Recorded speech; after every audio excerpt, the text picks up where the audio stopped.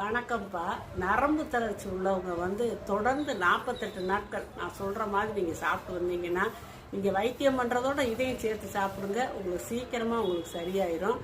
எப்படின்னா, அந்த சிறுதானியமான அந்த கம்பு, கேழ்வரகு இதை ஒவ்வொரு டம்ளர் எடுத்து ஊற வச்சு முளைக்க வச்சு ஃப்ரிட்ஜில் வச்சுக்கோங்க. அதே மாதிரி பயிறு வகைகள், பச்சை பயிறு, கருப்பு உளுந்து முழுசாக இருக்கும் இல்லையா, அதையும் ஊற வச்சு முளைக்க வச்சு வச்சுக்கோங்க.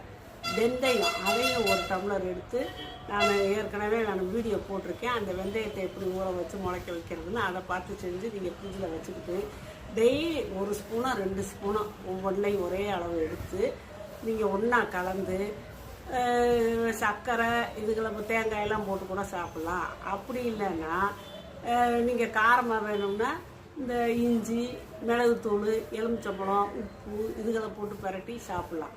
இப்படி சாப்பிட்டு